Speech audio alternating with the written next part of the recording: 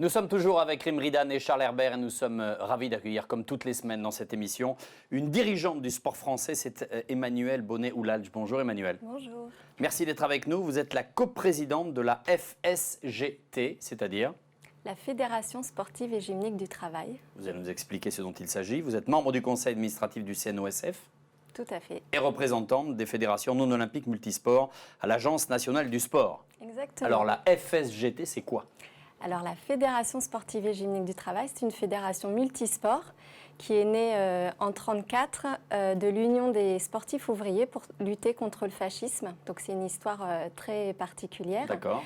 Aujourd'hui, elle compte 270 000 pratiquants, donc c'est une fédération qui compte dans le mouvement sportif français. Et en fait, ce qu'elle a choisi de faire, c'est de transformer les règles pour faire en sorte que le sport soit finalement accessible à toutes et tous et soit un droit pour tout le monde. Et elle a par exemple inventé le football auto-arbitré, qui est une de nos principales activités aujourd'hui, qui vise à responsabiliser les joueurs. Donc il n'y a pas d'arbitre, mais il y a 14 arbitres sur le terrain qui du coup jouent un sport, un football plus responsable et plus accessible à tout le monde. Et concrètement, dans les faits, où est-ce que ça se retrouve ? Alors, c'est d'abord une fédération qui fédère des clubs de sport. Donc, toutes disciplines confondues. Toutes disciplines confondues. On a une centaine d'activités sportives. Et en effet, on a un socle associatif très fort puisque nos encadrants sont à 90% bénévoles. Et on est présent sur tout le territoire en France et en Outre-mer. Et puis, on a une activité internationale également qui est très développée. On a des Jeux sportifs mondiaux et puis on a également de la coopération internationale, notamment en Palestine, avec les sportifs algériens, japonais. Enfin voilà, une histoire et une activité extrêmement riche. Et comment on fait pour devenir membre de la FSGT ? Deux solutions. Soit on choisit de créer un club et de l'affilier à la FSGT.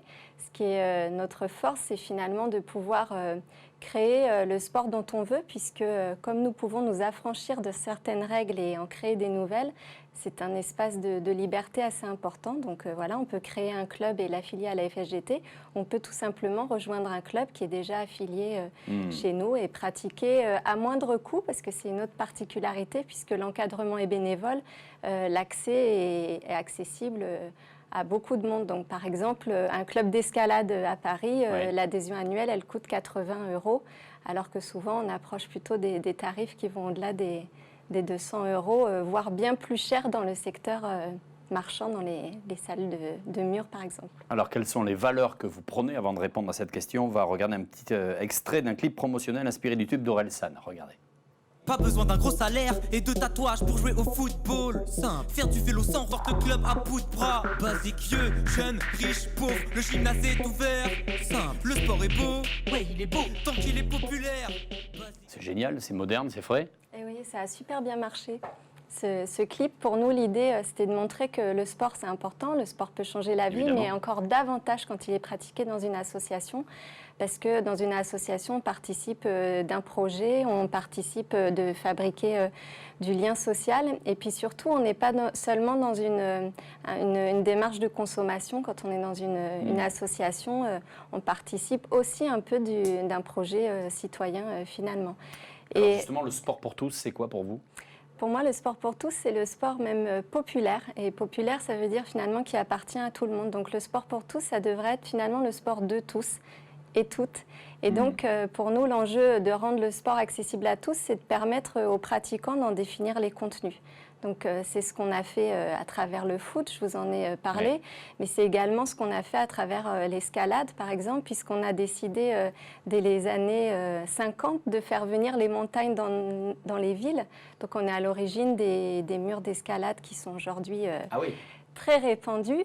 Et voilà, ce sont des militants, finalement, du sport populaire qui ont, avec leurs outils, construit des murs pour que les milieux populaires qui n'iraient pas à la montagne puissent y avoir accès. Parlez-nous d'autres types d'événements. Dans le cyclisme, par exemple, il y a eu un événement ? Dans le cyclisme, on a, oui, une histoire très riche puisque c'est un sport populaire en soi, c'est un sport ouvrier. Et par exemple, la première record woman du monde de cyclisme français, c'est une cycliste de la FSGT en 1947. Et c'est seulement à partir de ces événements que la Fédération française de cyclisme, par exemple, a commencé à initier les femmes au sport de compétition. Et puis, on a une offre de compétition qui est extrêmement variée avec des courses mixtes, avec des championnats de France FSGT, de VTT, de vélo qui sont ouverts aux plus petits dès le plus jeune âge pour vivre en famille un événement finalement exceptionnel. Au-delà de tout ça, vous êtes aussi membre du conseil d'administration du CNOSF. Oui. Qu'est-ce que vous y faites exactement? Quel est votre rôle précisément au CNO? Alors, ça a l'air vaste, ma question. Oui, ça a l'air vaste, puisque le conseil d'administration du CNOSF compte une 50aine de membres, donc, dont une dizaine seulement de femmes. Donc, pas assez? Non, évidemment, pas assez, puisqu'il y a une loi qui instaure la parité dans les conseils d'administration des fédérations sportives, sauf que le CNOSF échappe à la règle, puisque finalement, ce sont les fédérations qui décident de présenter un candidat homme ou une candidate femme. Donc, en effet, pas assez. Mais vous vous sentez à l'étroit au CNO, par exemple? Non, je ne me sens pas à l'étroit au CNO, mais de manière générale, je pense que plus il y a de femmes dans une instance de direction, plus c'est facile pour elles de s'exprimer. Moi, pour répondre à votre question, mon rôle, il est d'abord de... Attendez, juste, pardon, Rim, tu es d'accord avec ça, j'imagine? Ah bah totalement, mais c'est en général dans le sport. Ça se développe énormément aujourd'hui, comme par exemple dans la boxe, en boxe française, puisque c'est ma discipline. La part des femmes augmente petit à petit, mais doucement et pas assez vite. Mais doucement et pas assez vite. On le voit en boxe anglaise aussi, on le voit dans le foot même. Là, c'est vrai qu'on voit de plus en plus avec la Coupe du Monde qui va bientôt avoir lieu, mais en 2019, quoi. Donc, il est temps de faire quelque chose. Ça avance, mais pas assez vite. Voilà. Votre rôle, pardon. Alors, ça avance et pas assez vite, aussi parce que les modes de fonctionnement sont calés sur les vies d'hommes. Et tant qu'on ne changera pas les horaires des réunions, les cadres de réunion, ce sont davantage les femmes qui sont prises par des contraintes familiales, malheureusement. Et à mon avis, ça n'encourage pas leur participation dans ces instances. Un mot encore sur votre rôle au CNOSF? Alors, mon rôle, c'est d'abord de défendre les fédérations multisports et affinitaires. Donc, il y a une vingtaine de fédérations multisports en France qui sont de différents ordres. Certaines sont davantage ancrées sur le sport en entreprise, d'autres sur le sport dans le milieu rural, d'autres sur le sport dans les milieux populaires tels que la FSGT. Et il y a un enjeu pour nous de faire reconnaître et rendre visibles nos fédérations qui comptent quand même 5 millions de pratiquants et qui n'ont absolument pas la visibilité qu'elles mériteraient d'avoir. Alors, il y a un gros mouvement de colère à 5 ans des Jeux Olympiques de Paris 2024. C'est la réduction du nombre de cadres techniques supérieurs, les fameux CTS. Ça a provoqué une grève. Vous pensez quoi de ça, ce mouvement de colère actuel? Moi, je soutiens le mouvement de colère parce que je considère qu'en effet, à 5 ans des Jeux Olympiques de Paris, des Jeux Olympiques et Paralympiques, c'est important de Paris, finalement, on est en train d'affaiblir si ce n'est pas de casser le service public du sport. Et les conseillers techniques sportifs ont un rôle extrêmement important en matière de formation, en matière d'entraînement des sportifs de haut niveau, et puis en matière également de cohésion territoriale pour ce qui est de nos fédérations. Concrètement, ça serait quoi l'impact du détachement des CTS ?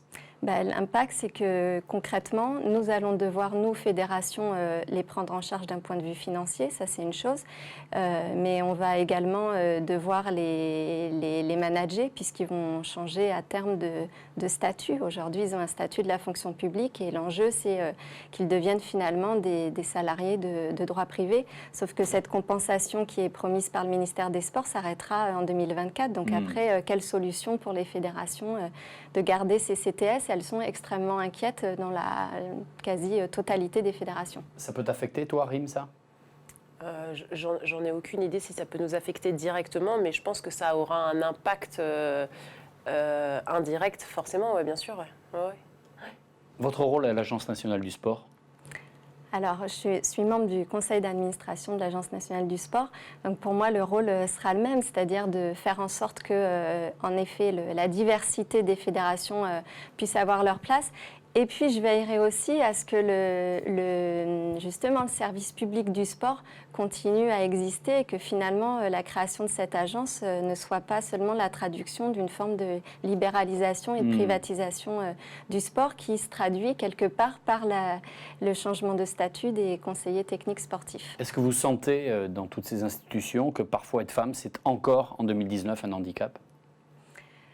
Je pense que Soyez honnête. Je vois que vous réfléchissez. Soyez honnête.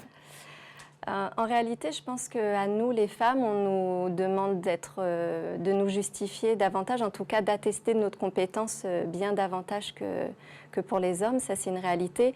Une autre réalité, je pense qu'on nous écoute moins facilement et que je ne sais plus le terme anglais, mais cette idée que parfois on couperait la parole des femmes en réunion publique, je pense que c'est en effet une réalité. Voilà. Tu le sens, toi, tu le vis, toi aussi ? Moi, j'ai plus le ressenti qu'on doit toujours prouver que si on est là, c'est parce qu'on le mérite. Contrairement aux hommes en général, on ne leur demande pas forcément des comptes, en fait. S'ils sont là, s'ils ont une place particulière, c'est parce qu'ils le méritent automatiquement, alors que nous, on nous demande régulièrement pourquoi, comment, grâce à quoi, grâce à qui. Et c'est en ça que je le ressens, oui. Et est-ce que dans l'hypnothérapie que tu pratiques aussi, toi, la double championne du monde, est-ce que tu sens que les patients sont un peu réticents parce que tu es une femme ? Ah non, j'ai pas ressenti ça en hypnose. Non. En hypnose, c'est qu'ils sont déjà sous l'effet avant de rentrer. Non. En hypnose, c'est du bouche à oreille. Donc à partir du moment où on a fait nos preuves auprès de certains patients, ça va très vite finalement. Mais plus dans le sport, oui. Dans le sport, oui, plus facilement, oui. Vous restez avec nous, on a une petite chose encore à vous proposer. Regardez.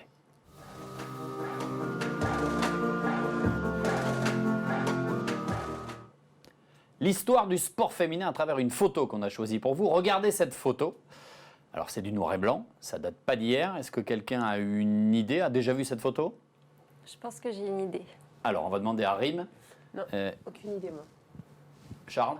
Non, aucune idée. L'époque, vous connaissez l'époque ? Ça doit être les années 70. 66.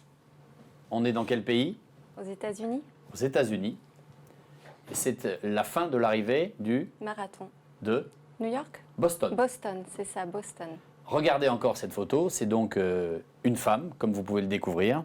Elle s'appelle Robin Gibb Bingay et c'est la première femme à avoir participé au marathon de Boston. On est en 66. Pourquoi c'est la première femme ? Parce qu'elle a commencé, et là on l'aperçoit sur la photo, on le voit le haut de son jogging. En fait, elle a un jogging à capuche. Elle a été obligée de se cacher sous une capuche, de s'inscrire sous le nom d'un homme pour pouvoir participer à ce marathon de Boston. On est donc en 66, elle a terminé à la 125e place, il y avait 500 participants. Elle a couru ce marathon en 3h21 minutes et 25 secondes.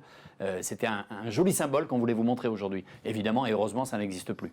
Oui. Et on imagine quand même que c'est juste incroyable de se dire qu'une femme est obligée de se déguiser pour pouvoir concourir. Évidemment, et on l'a dit encore, ça n'existe plus aujourd'hui, mais c'est quand même fou. Et c'est le contraire même de penser le droit au sport pour toutes et tous.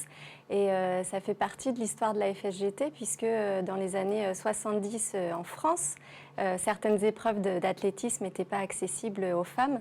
Et la FSGT a rendu accessible en compétition le saut à la perche, le décathlon féminin, qui n'existe d'ailleurs toujours pas aujourd'hui en compétition officielle, et également le marathon. L'idée pour nous, c'était de dire que si un homme peut le faire, une femme peut également le faire. Le lancer de marteau a également été initié par la FSGT.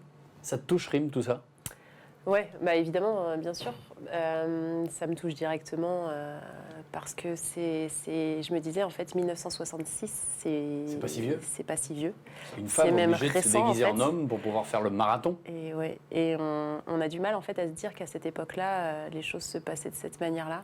Et en même temps, c'est quand même agréable de se dire que les choses ont évolué aussi rapidement, mine de rien, aujourd'hui.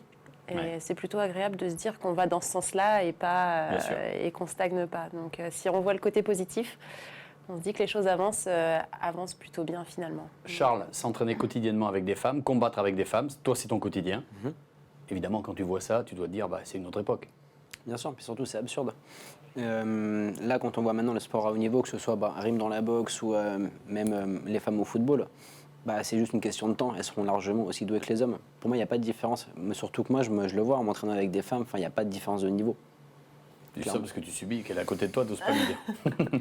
Merci Charles d'être venu. Merci beaucoup Emmanuel. Vous restez Merci avec nous. à On vous. va accueillir une aventurière exceptionnelle dans quelques secondes.